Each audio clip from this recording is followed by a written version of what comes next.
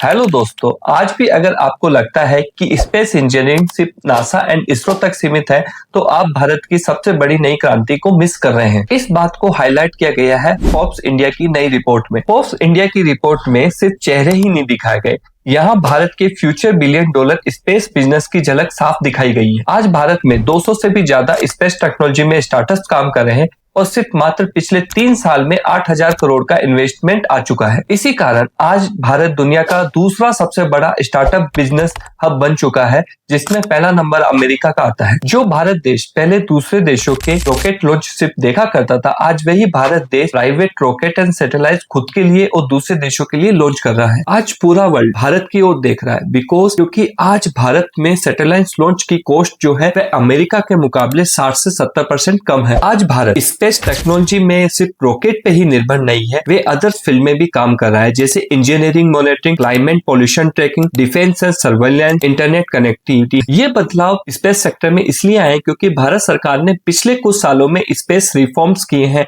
जिसकी वजह से स्पेस सेक्टर में 100% एफडीआई को मंजूरी मिल चुकी है एंड प्राइवेट कंपनियों की इस सेक्टर में जो एंट्री है वह काफी इजी बन गई है। इसका नतीजा यह है, भारत का स्पेस इकोनॉमिक साइज आज करीब $8 बिलियन का है, जो कि 2033 तक $40 बिलियन तक पहुंचने का टारगेट है। इसलिए फोर्ब्स कहता है, वॉच दिस स्पेस। अब अगली टेक्नोलॉजी क्रांति किसी सिलिकॉन वैली से नहीं बल्कि भारत के स्पेस टेक्नोलॉजी से निकलेगी। तो अगली बार जब भी आप आसमान की तरफ देखें तो याद रखिए, भारत अब सिर्फ जमीन पे ही नहीं बल्कि आसमान में भी अपने सपनों और अपने बिजनेस की उड़ान भर रहा है। यह सिर्फ रॉकेट की उड़ान नहीं बल्कि भारत के भविष्य और सपनों की भी उड़ान है। तो दोस्तों, हमारा वीडियो कैसा लगा? अगर ये कहीं ना कहीं आपके लिए वैल्यू ऐड करता है तो please like, subscribe and share.